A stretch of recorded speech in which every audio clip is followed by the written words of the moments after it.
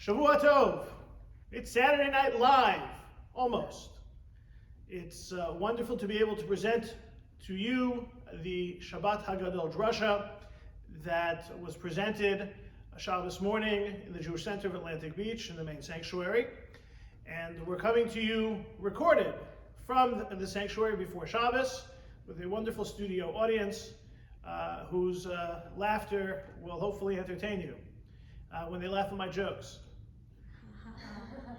So, an American once asked Rabbi Abraham Isaac Cook, first chief rabbi of Israel, "Rabbi, you're so learned, can we find a way to stop celebrating the second day of Yom Tov in the diaspora?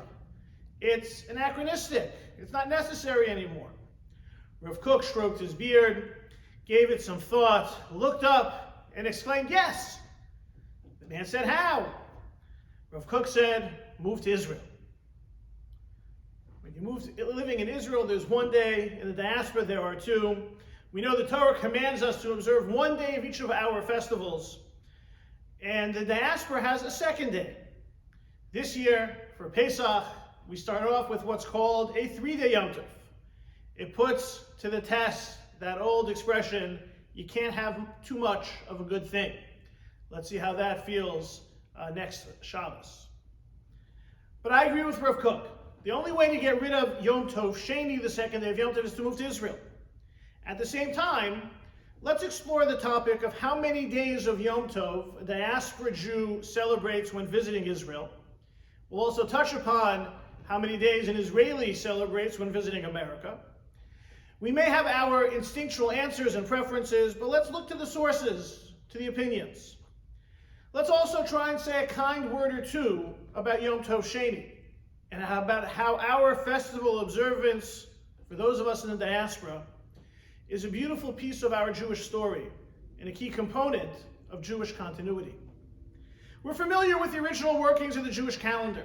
Witnesses would go out and they would see the new moon. They would report back to the rabbinical court, and the Beit Din would declare Rosh Chodesh. From that declaration, word would go out about the new month and the upcoming special dates or holidays of that month. And not everyone would know exactly when the month would start because they would be too far away. Therefore, out of a doubt, they would keep 2 days of Yom Tov, what's called in the Talmud Sfeika Diyoma, doubtful day. Now, however, as we all know, we have a set calendar. Sages determined that this system would not be able to continue into Jewish history. So therefore, some 1700 years ago, it was determined, let's have Kviya De'archa. Let's set up the calendar. So why do we still have 2 days? The Gemara in Maseches Beitza, source number 1 in your sheets, mentioned this very question. Hashli Yadina b'Kviya De'archa. Now that we know that there is a calendar, why do we still have 2 days? And so the rabbis responded that no, we need to still maintain these 2 days. Hizaharu b'minhag avotechem bidechem. Be careful about maintaining the customs of our ancestors. They're very important. Because zimnin de gozra malchut gezera v'atele kilkule. Who knows?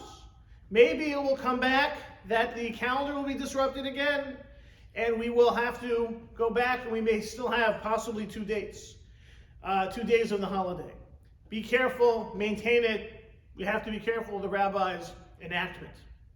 First half of this Gemara implies that the 2 days that we have today is a minhag, is a custom. The second half of the Gemara implies that it's a takana, a rabbinic decree. Usually we don't make a bracha on customs, but we do say blessings on the second day of Yom Tov. We say Kiddush, we light the candles, and there are various approaches and discussions amongst the authorities who deal with the Gemara, and in the end we know we do say blessings. But how do we understand what's going on with this second day? Is it a custom? Is it a rule? Rabbi Yaakov Kanievsky, known as the Steipler Gaon, addresses this subject and provides a unique approach to understanding Yom Tov Sheni in the diaspora. It's source number 2. In discussing how we can recite the brachos given its status as a minhag, as a custom, he notes that the goal of the second day of Yom Tov is to mimic what our ancestors did. Therefore, we do what they did. They recited blessings, so we also recite blessings. The blessing that we're going to say in the diaspora on the second Seder on Thursday night, on Matzah, is not the actual fulfillment of the custom to eat matzah on this night. Rather, we're saying a blessing because we are emulating our ancestors. We're doing what they did. This is not a blessing on a custom, it's a blessing on the practice that they had. It's in fact getting us connected to our ancestors. And the minhag, or takana of the second day, plays into the discussion of what to do in the diaspora, if a diaspora Jew visits Israel for Yom Tov. And for this we have the guidance of source number 3, the Talmud in Psachim 58. Makom shenahagu. If there are different customs of a place, the people of a particular place adopted a certain custom that became a matter of law for them. For example, doing work on Erev Pesach, which is a quasi-festival day, and if they have a practice to do it, then you're allowed to work in the first half of the day. If a place treated Erev Pesach as a festival, and therefore you're not allowed to work. Basically, they're different ways. The community can establish a practice which acquires the status of law. So you have to be able to follow the minhag hamakom. But what happens if a person goes from a place that has one custom to the place that has another custom? Using this work on Erev Pesach example, I go from where we work on Erev Pesach to a place where they don't work on Erev Pesach. How does this work? So the Mishnah continues and says you have to be sensitive to the practices in both places. You have to follow stringencies in both places, because al yishaneh adam mipnei hamachlokes, people should never create machlokes, have different practices. If there's a practice in a place, you have to be sensitive that your behavior doesn't contradict or contravene the expectations of a particular place. And you don't want to deviate from the local custom. So, second day of Yom Tov. If second day of Yom Tov is a custom, well, as Rabbi Aaron HaKohen of Lunil begins to address, what will happen if you have someone who lives in Israel and goes to the diaspora? He's going from a place where the halacha is one day to a place where there's a custom of keeping 2 days. He says, well, one who does this should follow the model, source number 4, that we follow for our minhagim. Therefore, if he plans to return to Israel, he can technically keep 1 day, as long as he is not living with other Jews in the diaspora. If one from Israel is in the Jewish community, he has to keep the stringencies, the chumras of the diaspora. For example, not to perform work, not to perform malacha publicly. If he plans on remaining in the diaspora, then he has to keep fully 2 days of the Yom Tov. The way this is being understood, and this is something Rabbi Yosef Cairo agrees with, if you have someone from Israel going to the diaspora, staying with Jewish relatives in the Jewish community diaspora, they have to be sensitive to the custom of the diaspora. And since no one is working, they can't overtly work either. If someone from Israel goes into the middle of nowhere, somewhere in a ranch in Oklahoma where there's no Jews and no Jewish community, then there's no minhag there, there's no custom there. Therefore, the Israeli Jew would be able to keep 1 day of the festival. And Rabbi Yosef Cairo, the author of the Shulchan Aruch, says in source number 5, this is obvious. And the same is true for one who travels to Israel from the diaspora. Since his custom is to observe a second day of Yom Tov, as the Talmud says, he has to be sensitive and mindful of the stringent customs of where he comes from. He has to bring his stringencies to Israel, obviously in a way that he keeps it in private. The diaspora Jew in Israel has to keep a second day, carrying with him the diaspora custom of the second day of the holiday, but he's not allowed to publicly celebrate the second day because he's in a place where there's only 1 day of the holiday. So therefore, a person from the diaspora goes to Israel, has to personally observe 2 days of Yom Tov, even in Israel. Rabbi Cairo calls at the end of source number 5, Davar Pashut Lo Nitan Likatev Lo Otzim Pshituto. It's so obvious I should have to tell you. You have to be mindful of where you come from, where you are, and you have to be strict in both types of situations. In fact, what's interesting is that Rabbi Yosef Cairo, who is the author of the Shulchan Aruch, does not write about this case in the Shulchan Aruch. In the Shulchan Aruch, he only talks about a Jew from Israel who goes to the diaspora. He doesn't mention a diaspora Jew who might go to Israel, which I think plays into the whole situation because it was very uncommon. No one really there was no tourism industry for Jews in the diaspora to visit Israel. If you went to Israel, you were staying in Israel, was the expectation. So if the second day of Yom Tov is a custom, then Israelis who come to America should be mindful and sensitive towards it. Americans bring their second day of the observant custom with them when they go to Israel. You have this 2-day Yom Tov. But others say, this doesn't make any sense. Second day of Yom Tov is a takana, it was a rule of the rabbis. And this opinion was made famous by Rabbi Tzvi Ashkenazi, known as the Chacham Tzvi, source number 6. It seems clear to me that regarding the issues of the festivals, they should behave like one of the residents of Israel. One who goes from the diaspora to Israel should be like one of the residents of Israel. And it's not considered to be a case of one who must observe the stringencies of the land from which he came. The entire time they're in the land of Israel, even for a temporary stay, since the location determines their status, they're not subject to the laws of keeping the stringencies of their original place. We're not following the minhag hamakom, where you come from, being sensitive to the stringent practices. Hamakom gorein, depends where you are. And that's why many feel that there's no such thing as a second day of a holiday in Israel. If someone goes from America to Israel for the holiday, you keep what's called just one day. It's not a personal custom observed by the inhabitants of a certain area, but it's a custom dependent upon the specific place. Indeed, in ancient times, one who visited Israel for the festivals would certainly only observe one day of Yom Tov. As a visitor to Eretz Yisrael had no doubt as to the proper day. You knew what was going on. If someone went back in the old calendar when the witnesses saw the moon and declared it, when things were certain, you clearly would do it that way. Indeed, one who observes a second day of Yom Tov, according to the Chacham Tzvi, is, in a sense, violating Bal Tosif, the prohibition against adding to the mitzvot. It's understood, it's for him just as simple as it was the other way for Rabbi Yosef Cairo. So you have these two different approaches. It's a minhag, and therefore you carry the stringencies where you go. It's a takana, and therefore it all depends on where you are. Practically speaking, how does this play out amongst some of the more recent halachic authorities? Well, source number 7, Rabbi Shneir Zalman of Ladin, first Rebbe of Chabad, in his Shulchan Aruch Harav, writes, B'nei chutz la'aretz shebo la'eretz Yisrael, diaspora Jews who go to Israel, even if they're not going to stay in Israel, they're not there to move, they're going to go back to the diaspora, ein osim ela yom echad. They only have one day of the festival. And therefore, it all depends on where you are, one day. The Mishnah Berurah, writing really the beginning of the 20th century, taking his cue from the various authorities, the more predominant view among the halachic approaches, says a person from the diaspora goes to Israel, unless he's going to stay there.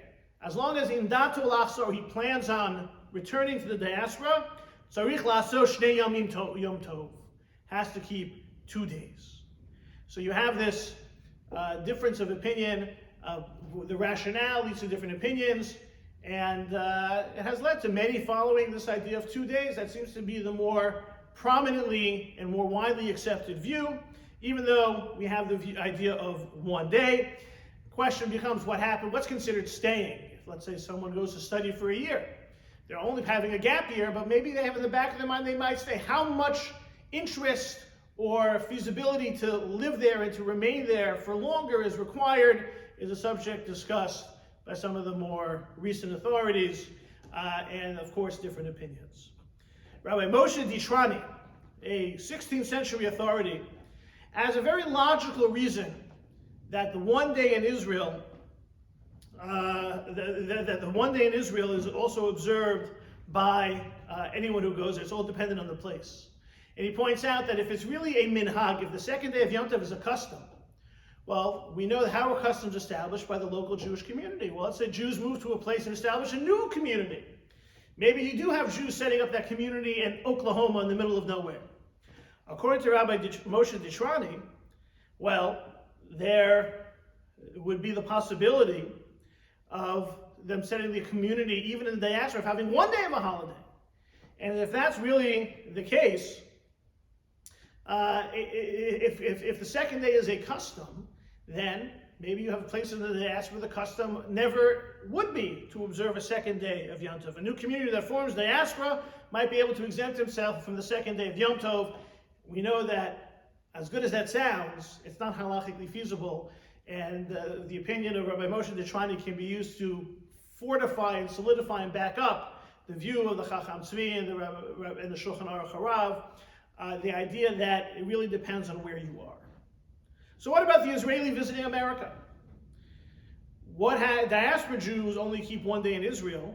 Does this mean that Israeli Jews have to keep 2 full days? Israeli Jews have to keep 2 full days in the diaspora. So the Shulchan Aruch Harav actually says yes. Israelis in the diaspora keep 2 full days. Americans in Israel keep 1 day. It has to be consistent. The Chacham Tzvi, that initial source for diaspora Jews keeping 1 day in Israel, does not address the situation of a resident of Israel visiting the diaspora in Yom Tov. Some assume that the Chacham Tzvi likewise would have to be consistent. American in Israel 1 day, Israeli in America 2 days. However, it's been noted that that's not necessarily the case. Rabbi Tzvi Pesach Frank, chief rabbi of Jerusalem in the 1950s, suggests that nowadays, after the calendar has been established, diaspora is not viewed as a place of inherent doubt regarding the proper day to observe the holiday. And therefore, it makes no sense for an Israeli visitor to observe 2 days in the diaspora. Once upon a time, it had happened when we still weren't sure of our calendar that could happen. But Rabbi Frank takes a very intuitive look at the scenario, similar to the way the Chacham Tzvi looked at it in a similar fashion. There's no such thing as a second day of Yom Tov in Israel, so if you visit Israel, you keep 1 day. Even though there is a second day in the diaspora, that day is a holdover to our following the ways of our ancestors. There's no reason today for an Israeli visitor to the diaspora to keep 2 days of the Yom Tov. Now, the Chacham Tzvi is very popular for this view, which makes a lot of sense. The Chacham Tzvi, his name was Rabbi Tzvi Ashkenazi, but he was also a rabbi in the Sephardic community. Although himself originally born in Ashkenaz, he was a rabbi in the Sephardic community in Amsterdam. He is well known also for wanting to make sense of another practice that many of us have difficulty fully understanding and accepting, and that's the practice of kitnios. Chacham Tzvi very famously says, "I wish I could get rid of kitnios. It makes no sense." However, he said, "I'm not able to do so against this face of the strong halachic support and tradition that exists, and therefore he did not succeed." And all of us Ashkenazim are careful about kitnio. To what extent? Maybe the subject of another Shabbos HaGadol drasha. So to review so far, we have this idea of a second day of Yom Tov. Is it a minhag? Is it a takana? Is it a custom that we have to bring with us our stringencies where we are and be sensitive to where we come from and where we are? Or is it a takana? We just follow intuitively, straight up. In Israel, there's no such thing as a second day. Maybe in America, for an Israeli, there's no need to fully observe that second day, just to be careful not to violate the second day. Really, out of all this emerges a compromise. And here we come to the opinion of what's called a day and a half. Rabbi Joseph Salvation quotes his grandfather as trying to have it both ways. Source number 9, the idea that we should maintain the Kedushat Hayom. America and Israel should be sensitive and observe and not violate the holiday. However, you have to be sensitive and careful of the stringencies of the place in which you come from, but you don't celebrate a second day. So again, a day and a half means if an American is in Israel, everyone's following that first day. On the second day, an American in Israel, there's no second day of Yom Tov. But the American in Israel has to be sensitive that had he been in America, he wouldn't be doing malacha, he wouldn't be doing work, he wouldn't be using phones, he wouldn't be shopping, he wouldn't be riding in a car and the like.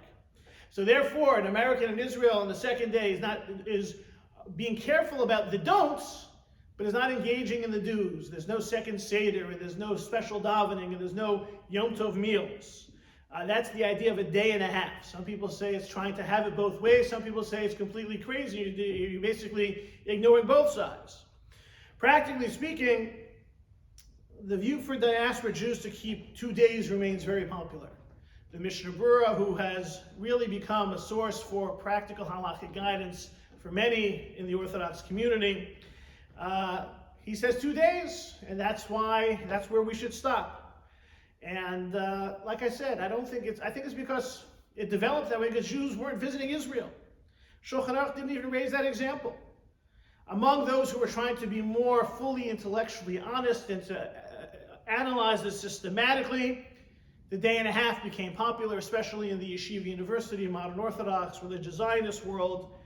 And the day and a half was something that I remember being instructed in and following when our family took its first trip to Israel some 35 years ago, and again when I was spending my gap year in Israel. However, as more and more people are moving and visiting and staying and spending more and more time there, one day is gaining steam. Certainly as a valid halachic approach, even if in the yeshiva world the 2 days remains still the dominant approach. Rabbi Herschel Schachter, Yeshiva University, addresses the topic and quotes the various views that we have seen. Those who have, including those who have adopted an approach, not 1 day, not 2 days, not 1.5 days, but Rav Schachter mentions what's called 2.5 days. It's like, how much Yom Tov can you get at this point? What's 2.5 days? Well, they want to follow the majority opinion that you have to fully observe 2 days of Yom Tov. You have to, of course, not do anything that's prohibited on the second day, and you should also celebrate the second day fully as the second day of Yom Tov. At the same time, they know that there's another view that says they should only keep 1 day. So how do you engage that while you're keeping 2 days? So Rav Schachter says that on the 8th day of Pesach in Israel, someone who's keeping 2.5 days, not only will they keep the full 2 days of Pesach, but they'll also put on tefillin, because that's what Israelis are doing on that day. And between the 7th and 8th days of Pesach, they will listen to Havdalah. They won't make Havdalah, but they'll listen to it. So they're keeping 2 full days, and they're treating that second day as much of a weekday as possible while keeping Yom Tov. So that's 2.5 days, right? We have a 3-day Yom Tov when it's Thursday, Friday, Shabbos. Here we have a 2.5 day Yom Tov anytime you have a diaspora Jew visiting Israel. And Rav Schachter mentions on the rare occasions that he was in Israel for Yom Tov, that was his practice. We were trying to follow the classic majority view that visitors must observe 2 days and at the same time be tolerant enough to show respect for that minority view. Tolerance is a good thing, even if it means keeping 2.5 days of Yom Tov. But when it comes to an American Jew visiting Israel and keeping 1 day, Rav Schachter acknowledges that the tide is changing. Source number 10, I was consulted by a rabbi who was going to Israel for Yom Tov with a group of Balabatim from the shul. They were all going to spend Yom Tov together. The majority of his group was clearly going to observe only 1 day of Yom Tov, no matter what the rabbi would have told them. They knew that such an opinion is floating about, and they were going to follow it, this Yom Tov, as they had already done in the past. The question was whether it makes sense for some of the group to observe 2 days and some of the group to observe 1 day. The majority was observing 1. Here again, I thought that since the majority of the group planned to follow the one view, that it was not proper for the minority to follow the opposing view. In the sake to create a certain communal cohesion of this group of American Jews visiting Israel for the holiday, 1 day, in the event that the minority of the group should visit Israel on another occasion, then they should ask a question and they can decide what to do as individuals. And the reason for this psak was that the minority ought to follow the practice of the majority, provided that the majority is following a valid halachic opinion. So here Rav Schachter points out the confusion of a group going together. How do you manage it? How do you keep some level of cohesion? And he acknowledges that 1 day is a valid halachic opinion, and therefore the group should keep 1 day if you're not able to convince everyone to keep 2. Rav Schachter clearly prefers the 2 day view. As we pointed out, he himself kept 2.5 days. But the 1 day for a diaspora Jew in Israel is a valid halachic opinion. Personally, I observe 1 day when visiting Israel for a holiday, and that is what I advise those who are also going. And like I said, my views have evolved, especially with this idea of more and more people spending more and more time in Israel. An Israeli in America goes along for the ride for the second day. Without celebrating it per se, with special davening and rituals, they can sit at the Seder, but they don't really have to observe the Seder. and eat the same amount of matzah. And they also have to be sensitive to not violate the Yom Tov in any type of public way. It can create an interesting question. Can an Israeli fly from Israel after their holiday has ended? For example, can they leave Israel after the 7th day of Pesach and arrive in New York on Yom Tov Sheni, on the 8th day of Pesach, right? That midnight flight after the Yom Tov is over, get on the plane, you land on the plane in America, it's the 8th day of Pesach. I think, as is presented by a number of authorities, that no, because they're going to be arriving in the diaspora, and they shouldn't violate the second day of the holiday when they are in the diaspora within a community. So they're landing in a place, New York City, where it is the 8th day of Yom Tov, and therefore it is problematic. Others say the airport is outside of the community, outside of the city, and so therefore it's okay for them to land at JFK, let's say, on the 2nd day of Yom Tov, or the 8th day of Pesach, because the airport is like extraterritorial. It's like that movie of the guy who was in the airport for so long because it's considered kind of no man's land. And therefore, it would be permitted for an Israeli to land at the airport, but even according to this view, they'd have to stay in the airport until the end of Yom Tov Sheni, until the end of the holiday even in the diaspora.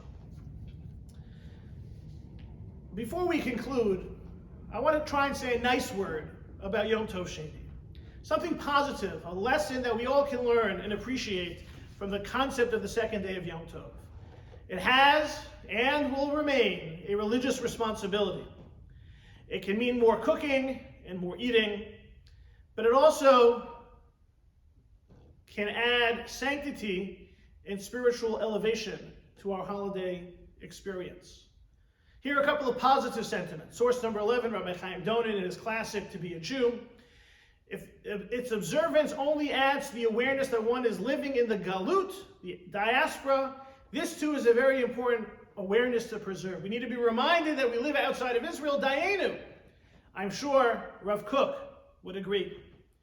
Rabbi J. David Blythe, addressing the issue in his Contemporary Halachic Problems, source number 12, preserving the centuries-old unity of Klal Yisrael, Yom Tov Sheni, where the enactment is for purposes of erecting a fence around the Torah.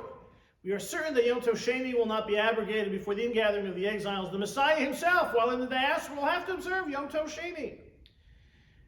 Our adherence to this rule, even if it's not fully logical or as necessary as it was when it was created, what was intended for, demonstrates commitment to the halachic system.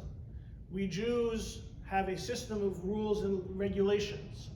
And when it comes to the calendar in particular, our sages teach us that if the rabbis make a mistake when it comes to the new moon, and they set up the holiday on the wrong day, if the rabbis say this is the day, this is the day. And Yom Tov Sheni, staying committed to it, is part of our commitment to the halachic legal system that has been helpful in the success of the Jewish people for so many years. Rabbi Norman Lamb, source number 13, no authority, not even a reconstituted Sanhedrin, could abolish their observance. When we observe the holiday of the exiles, we proclaim that we are not only children of God, but also brothers to our fellow Jews in all ages. When we observe the second day of Yom Tov in the diaspora and are sensitive to all these details and possibilities, we are expressing loyalty to our ancestors throughout Jewish history. We are making sure that our Judaism remains familiar and consistent throughout the passing of time. Now, there were some really big spiritual fans of Yom Tov Sheni.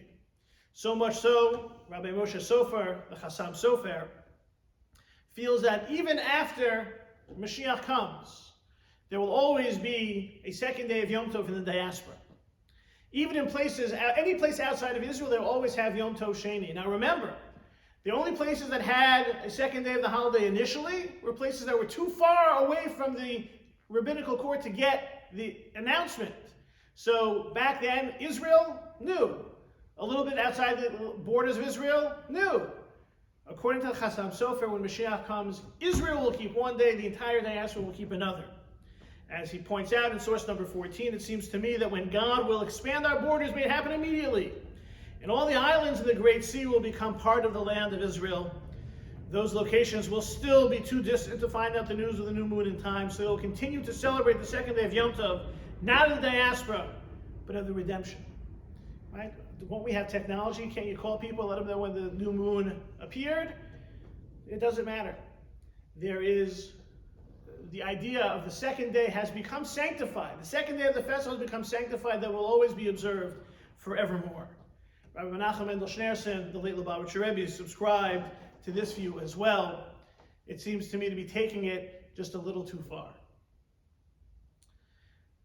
Recently, Alter Yisrael Shimon Feuerman, a psychotherapist and writer from Lakewood, wrote a beautiful article in Tablet about his Shabbat observance, his experience about remaining committed to the rules and regulations of Shabbos, but also creating a joyous Shabbos atmosphere.